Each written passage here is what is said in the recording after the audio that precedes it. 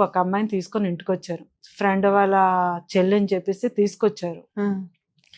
తీసుకొస్తే ఫుల్ తాగేస్తున్నాడు. ఆ మనిషి తాగుడు అలవాటు, తిరిగే అలవాటు, ఫ్రెండ్స్ సర్కిల్ ఎక్కువ.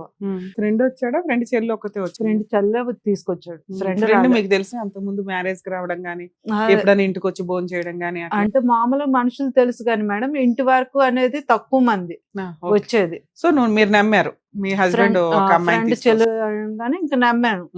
ఈ మనిషి ఏం చేశాడు, ఫ్రెండ్ చెల్లి అయిన తర్వాత మూసుకొని ఉండాలి. కానీ నేను నా పక్కన అమ్మాయి పడుకుందని తెలుసు కూడా ఆ అమ్మాయితోని సెక్స్ విషయంగా కలిశాడు. పక్కన నువ్వు పక్కన నేను ఉండగానే మేడం. నువ్వేం చేస్తున్నావు? నీకు అసలు తెలియలేదా? నాకు పక్కన ఉండగానే మేడం. ఇప్పుడు ఇద్దరు ఒకే మంచం మీద పడుకున్నారు, మీ ఆయన పక్కన అమ్మాయి తోటి ఫిజికల్ గా కలుస్తుంటే నీకు అసలు ఏమీ తెలియలేదా? మనుషులు కదిలితేనే వెళ్ళిపోతుంది మేడం. ఇది నేను, మధ్యలో మా పెద్ద బాబు, ఇక్కడ ఈ అమ్మాయి, ఇటు సైడ్ ఈయన, మా ఆయన. ఇటు సైడ్ నుంచి అటు జంప్ అయిపోతే మీ అబ్బాయికి కదులుతాడు, నువ్వు కదులుతావు, ఒక మంచం కదులుతుంది. మంచం కాదు మేడం, నేల మీద. ఓకే, కిందనే. ఈ మనిషి ఫుల్ తాగేసి ఉన్నాడు తెలుసు. నువ్వు అనుకుని ఆవిడ దగ్గరికి పడుకున్నాడు కదా, ఇంకేం ఉండదులే అనేసి అందరం ఎక్కడే కదా పడుకుంటున్నాం, ఎప్పుడు పడుకున్నదే కదా అనేసి ఊరుకున్నా. ఎప్పుడు లేచి వెళ్ళాడో కూడా తెలియదు నాకు. వెళ్ళాడు, ఏ సౌండ్లు వస్తున్నాయి, ఏంటి సౌండ్లు అది ఇదని చూస్తే ఆ అమ్మాయితో కలిసి ఉన్నాడు. ఫస్ట్ ఆ మనిషిని గట్టిగా నిలదీయడం. నేను ఏదో అప్పుడే పట్టుకున్నావా? పక్కనే డైరెక్ట్ ఉన్నారు మేడం. అవునమ్మా, అప్పుడే డైరెక్ట్ పట్టుకున్నాను. మనిషి, మీ అత్తగారు మీ పిల్లలు అందరు లేచారా? మా అత్తగారు లేచారు. అక్కడ ఆ మనిషి డైరెక్ట్ దొరికాడు. ఎవడన్నా బుద్ధున్నవాడు అంత డేర్ చేస్తాడా? డేర్ చేశాడు కదా మేడం. అలాంటిది తర్వాత ఇంకో 10 ఏళ్ళు ఇద్దరు పిల్లల్ని కన్నావు తర్వాత, అవునా? సరే, తాగిన మైకంలోనే అయిపోయింది అని చెప్పేసి ఇది. ఆ అమ్మాయిని ఏం చేసావు నువ్వు? ఆ అమ్మాయిని తెల్లారి బయటకు పంపించాను, నెట్టేశాను. తాగిన మైకంలో మీ ఆయన ఏ తప్పు చేసినా నువ్వు క్షమిస్తావు? ఒక రోజు అయితే నన్ను మెడ పట్టుకొని బయటకు తోసేసారు. పిల్లని లాక్కొని, పెద్దోని లాక్కొని నన్ను మెడ పట్టుకొని తోసేసారు. తోసేసి పిల్లని లాక్కొని నేను బయటకు కార్లో వెళ్ళి పడుకున్నాను. నైట్ కార్లో వెళ్ళి పడుకుంటే తెల్లారికి లేచి మళ్ళీ ఇంట్లోకి వస్తుంటే మా అత్తయ్య ఏంటి అందరికి ప్రచారం చేసింది. నైట్ అంతా ఎవరితోనో తిరిగి వచ్చింది చేసిందని ప్రచారం చేసింది. 3 years కి ఇంకొక అమ్మాయి తోటి. ఈ విషయం నీకు ఎలా తెలిసింది? మీ అక్క చూసి చెప్పిందా? అంటే ఆ విధంగా ఉండడం కాదు మేడం, బాగా క్లోజ్ గా అనిపించింది మీకు? మా అక్క చూసింది. ఏంటి భార్య వై నువ్వు ఇక్కడ ఉన్నావు, వాళ్ళేంటి మొత్తం ఫ్రెండ్ సర్కిల్ అంటున్నా, మగ లేదు ఆడ లేదు, అమ్మాయి ఏంటి మీ ఆయనతో అంత క్లోజ్ గా ఉంటుంది అది ఇది అని అనేది.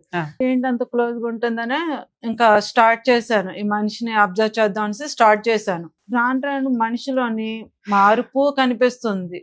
అసహించుకుంటున్నాడు, ఇష్టం వచ్చినట్టు కొడుతున్నాడు, ఇష్టం వచ్చినట్టు వాళ్ళతో తిరుగుతున్నా వీళ్ళతో తిరుగుతున్నా అంటే రంకులు అంటగడుతున్నాడు. రుజువు చెయ్యి అన్నాను నేను. సరే నేను తప్పు చేస్తున్నాను అంటున్నారు, రుజువు చెయ్యండి, పొన్ని ఎవరితో తిరుగుతున్నాను రుజువు చెయ్యి, నువ్వు తిరిగావంటావు, నేను చెప్పమంటే చెప్తాను అనేసి అన్నా. ఇష్టం లేకుండా అదే టైంలో కూడా ఇష్టం లేకపోయినా సరే బలవంతంగా అనుభవిస్తున్నాడు మేడం. నాకు ఇష్టం లేదు ఆ మనిషితో, ఎందుకంటే ఇవన్నీ చూసిన తర్వాత ఆ మనిషిని దూరం పెట్టడం మొదలెట్టా. నాకు ఇష్టం లేదన్నా సరే బలవంతంగా అనుభవించేవాడు. దానికి తోడు ప్రెగ్నెన్సీ వచ్చింది. అదే ప్రెగ్నెంట్ టైంలో ఉన్నప్పుడు వామిటింగ్స్, జ్వరాలు ఇవన్నీ వచ్చాయి. బతిమాలక నా ప్రెగ్నెన్సీ వద్దనుకొని తీయించేసుకున్నాం. ఈయన తీసుకుని వెళ్ళి తీయించేసుకున్నా ఆ ప్రెగ్నెన్సీ వద్దు, ఎందుకంటే ఆ పొజిషన్ ఏంటో నాకు అర్థమైపోయింది. వద్దని చెప్పేసి తీయించేసుకున్నాను. నాకు ఇష్టం లేదన్నా సరే టార్చర్ పెట్టి అనుభవించేవాడు. దానికి తోడుగా 2వ వాడు పుట్టాడు నాకు. 2వ వాడు పుట్టినా సరే సరేలే ఇంకేదైతే అయిందని అడ్జస్ట్ అవ్వడం నేర్చుకున్నాను నెమ్మదిగా. కరోనా టైం వచ్చింది మేడం.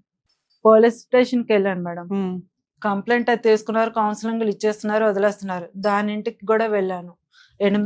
మా పాప 8వ నెల కడుపుతూ ఉన్నప్పుడు దాని ఇంటికి వెళ్ళి వార్నింగ్ ఇచ్చి మాట్లాడదాం, నా భర్తకి నీకేమీ సంబంధం లేదు ఆయనకి తెలియదా?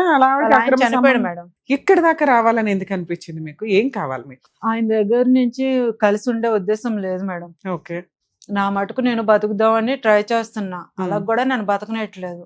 ఇంటి మీదకి వచ్చేసి గొడవ ఆడుతున్నాడు, ఇంట్లో సామాన్లు పగలు కొడుతున్నాడు, ఇష్టం వచ్చినట్టు ఒళ్ళు హోనం చేసేస్తున్నాడు మేడం. నేను పోలీస్ స్టేషన్కి వెళ్తున్నాను మేడం. 100 చాలా సార్లు ఫోన్ చేశాను. ఈ మనిషి కొట్టినప్పుడల్లా ఫోన్ చేశాను. ఈ మనిషి ఎన్ని రోజులు కూడా కాదు మేడం, ఈ మధ్య కాలంలోనే మా అమ్మ ముందు వాళ్ళ ఫ్రెండ్ ఉండగానే నాకు గొడ్డలు ఓడదీసిన రోజు కూడా ఉన్నాయి. అప్పుడు కూడా నేను పోలీసులు ఫోన్ చేసి. సైకలాజికల్ ప్రాబ్లం ఉందా? దేనికి మేడం? కొన్ని మాటలు చెప్పకూడనివి చెప్తున్నావు రికార్డ్ ఒకటి. మీ అమ్మ ఉండగా జనాలు ఉండగా నీ బట్టలు ఓడదీస్తే జనాలు మీ అమ్మ ముందే అయినా మా అలా అమ్మ జరిగింది ముందే మేడం. ఎక్కడైనా అయ్యింది సృష్టిలో? మేడం. కావాలంటే మా అమ్మగారితోనే మీకు మాట్లాడిస్తా. మా మాట్లాడించి మీ అమ్మగారితో పోలీసు వాళ్ళకి కూడా ఫోన్ మీ చేస్తే అమ్మగారితో మాట్లాడించండి. అసలు మీరేంటో అర్థం అవుతుంది మాకు. అమ్మా నమస్తే, అడ్వకేట్ రమ్య అని మాట్లాడుతున్నానమ్మా. మీ అమ్మాయి ఇక్కడ దాకా వచ్చారు. అసలు ఆ అమ్మాయి ఏమంటుందంటే, నాకు భర్త వద్దండి, ఆయనతో పడిన హెరాస్మెంట్లు చాలా ఎక్కువ ఉన్నాయి, అతని ఇంటికి రాకుండా చూడండి, నేను ఏదైనా క్యాటరింగ్ బిజినెస్ ఇట్లా పెట్టుకొని మా అమ్మ సపోర్ట్ తోటి నేను పిల్లల్ని పోషించుకుంటాను, నాకు ఇంత నరకం చూపిస్తున్నాడు, కావాలంటే మా అమ్మని అడగండి అంటుంది. అవి ఎంతవరకు నిజం? మా మాట మాత్రం నిజమేనమ్మా. నేను కూడా మధ్యన ఒక నెల రోజులు అంతా ఉన్నాను అక్కడ. మీరు ఉండగానే చాలా బట్టలు ఇబ్బంది తీసేసాడంట. పడుతున్నాను. అవునమ్మా మాట్లాడైతే ఇంకొక అతను ఉన్నారు, నేనున్నాను, అందరం ఉన్నాము. ఆ బట్టలు ఎలాగన్నా పట్టుకొని తీసేశాడు. లాగేశాడు బట్టలు. బట్టలు ఎలా పట్టుకొని సరే, అమ్మాయి ఏదో న్యాయం కోసం పట్టుకొని తీసేశాడు.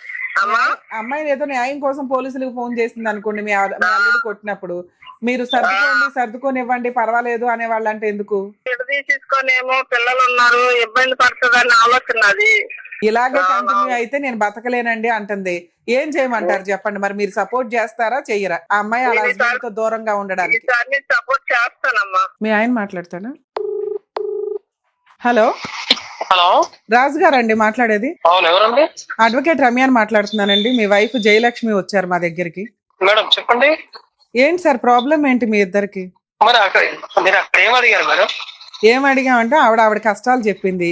లేదమ్మా నువ్వు చెప్పిందే నమ్మం కదా, మీ ఆయన కూడా ఒకసారి అడుగుతాము, నువ్వు హెరాస్మెంట్ చేసావా ఆయన హెరాస్మెంట్లు చేశాడా తెలియాలి కదా అని. మేడం చెప్పండి సార్. నేనేం చేస్తాను చెప్పిందా? కార్ డ్రైవరా? కాదండి, నాది బ్రోతల్ హౌస్. ఉమ్. మీ ఆపోజిట్ కూర్చున్నాము కూడా తనే, తన ఫ్రెండే వచ్చింది ఇంట్లో, అడగండి. కాకపోతే ఇప్పుడు ఆ అమ్మాయి మీతో పాటు కలిసి ఉండడం అమ్మాయికి ఇష్టం లేదు. ఆ అమ్మాయి దగ్గరికి వెళ్ళొద్దు, ఇంటి దగ్గరికి పిల్లల కోసం వెళ్ళొద్దు. మీరు అసలు ఏదో ఇంటర్నేషనల్ బిజినెస్ అన్నారు, పుసిక్ని అన్నారు, నిజంగా చెప్పాను. ఎంతెందుకు మీ ఆపోజిట్ లో లేడీ కూడా అదే వర్క్, మీరు వర్క్ నుంచి నాకు పరిచయం. మీరు ఓపెన్ గా ఉన్నారు కాబట్టి మీరు ఓకే మేడం, మీరు ఉన్నారు కాబట్టి ఆపోజిట్ లో లేడీ కూడా నాకు అలాగే పరిచయం. ఎలా అయినా గానీ ఆ అమ్మాయి ప్రాస్టిట్యూట్ బిజినెస్ చేసేదా? అవును చేసేది మేడం, అడగండి. లైన్ లో ఉన్నా నేను. మీరు ఎప్పటి నుంచి ప్రాస్టిట్యూట్ బిజినెస్ చేస్తున్నారు? నేను 2010 నుంచి మేడం, ఆమె కూడా 10 నుంచే. మీరు కూడా ప్రాస్టిట్యూట్ బిజినెస్ చేస్తారా? Still no madam. ఈ ఫోన్ పెట్టేస్తున్నాను, ఏమనుకోకండి సార్, నేను ఇట్లాంటివి డీల్ కూడా చేయను, ప్లీజ్ ఏమనుకోకండి. సారీ. నువ్వు సగం ఇన్ఫర్మేషన్ మాకు చెప్పి సతీ సావిత్రి టైప్ లో ఒక స్టోరీ చెప్పావు, పూర్తి విరుద్ధం. ఆ అబ్బాయి ఏం చెప్తున్నాడంటే మీరు పరిచయమే ప్రాస్టిట్యూట్ బిజినెస్ ద్వారా. అతను ఓపెన్ గా చెప్పడం వల్ల మాకు కొంత విషయం తెలిసింది. ఎందుకంటే ఎక్కడ నీ స్టోరీ క్లైమాక్స్ నేను వినకపోతే, మీ ఆయనతో మాట్లాడకపోతే, ఒక మంచి వైఫ్ గా ఒక మంచి కుటుంబం, పిల్లలకి తల్లి తండ్రి ఉండాలి అని ఆ విషయాన్ని మీరు దాచారు. మీ వరకు మీరు 100% కరెక్టే.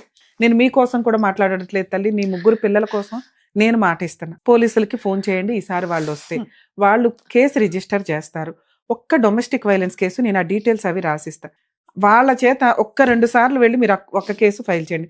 మేబీ మీరు సఖీ కేంద్రం కూడా తెలిసి ఉంటుంది. సఖీ కేంద్రంలో కంప్లైంట్ వేసేదాకా నాకు ఫోన్ చేస్తూ ఉండండి, నేను రెగ్యులర్ గా మీతో మాట్లాడతాను. జాగ్రత్త.